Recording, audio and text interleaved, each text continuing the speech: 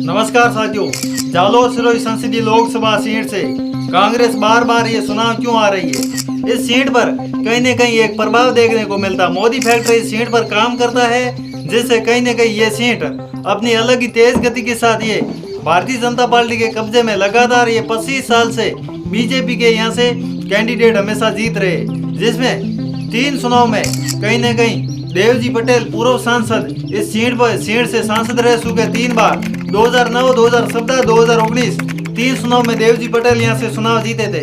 और वहीं 2004 के चुनाव में सुशीला बंगारू, जो कि बंगाल की यहाँ से भारतीय जनता पार्टी के टिकट पर यहाँ से चुनाव जीती थी जालोर सिरोही संसदीय लोकसभा सीट से। और इस बार 2024 के लोकसभा चुनाव में लुम्बाराम चौधरी भी भारतीय जनता पार्टी के चुनाव जीते इस सीट पर। कहीं न कहीं 25 सालों से यहाँ पर भारतीय जनता पार्टी का कब्जा है। कांग्रेस ये सीट साधने में लगी है, लेकिन इस सीट को जीतना उनके लिए नामुमकिन के बराबर है। इस सीट पर भारतीय जनता पार्टी का गढ़ कहा जाए, मोदी का गढ़ इस सीट को माना जाता है। ऐसे में इस सीट पर जो कि एक प्रभावशाली मोदी फैक्टर काम करता है, जिससे कांग्रेस की इस सीट पर क्या कमजोरियां, जिससे इस सीट पर ये जीतने में नामुमकिन रहते। बार बार अशोक गहलोत के सपुत्र भी इस सीट से चुनाव लड़ चुके 2024 का चुनाव, लेकिन वो भी इस सीट पर जीत नहीं पा रहे। यानी इस चुनाव में वो जीते ही नहीं है। कहीं न कहीं ऐसी क्या कमजोरी है। भारतीय जनता पार्टी का फैक्टर यहाँ सबसे ज्यादा प्रभावशाली है और कांग्रेस को बार बार ये सीट सोचिया दे रही है।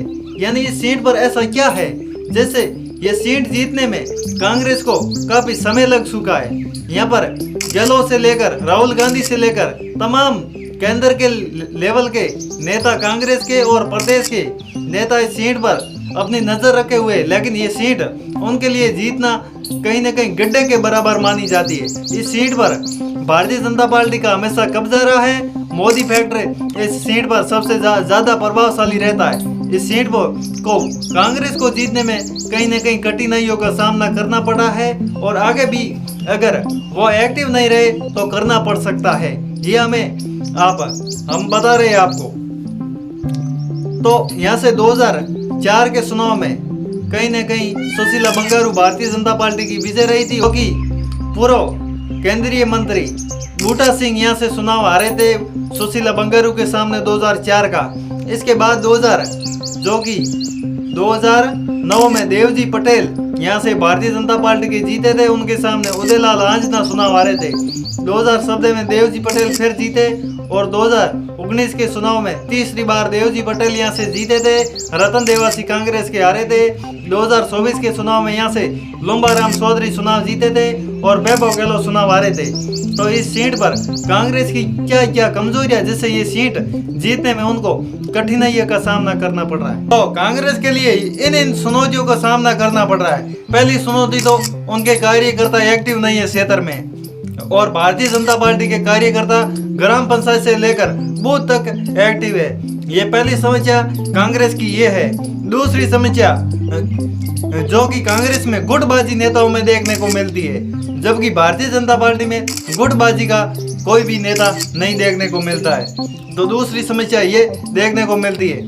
तीसरी, इस क्षेत्र को साधने में मोदी फैक्टर सबसे ज्यादा भारतीय जनता पार्टी के लिए यहाँ प्रभावशाली रहता है। मोदी फैक्टर यहाँ से बहुत ज्यादा काम का है। ऐसे में कांग्रेस का कोई भी लेवल का नेता नहीं है जो कि इस सीट को जीतने में उनका कायम रहे। ऐसा कोई भी राहुल गांधी के भरोसे इस सीट को जीतना नामुमकिन के बराबर ही होगा। ऐसे में ये 3 फैक्टर सबसे ज्यादा इस सीट पर देखने को मिलता है। अब हमें कमेंट करके बताएं आगे क्या क्या चुनौती है। इस सीट को जीत पाएगी, नामुमकिन है, या मोदी फैक्टर काम करेगा, या राहुल गांधी फैक्टर इस सीट पर काम करेगा। आप हमें कमेंट करके जरूर बताएं, ताकि हमें भी आने वाले समय में पता चले। आगे भी आपको इसी तरह पॉलिटिकल से रिलेटेड जानकारी प्राप्त होती रहेगी। आप सभी का बहुत बहुत धन्यवाद।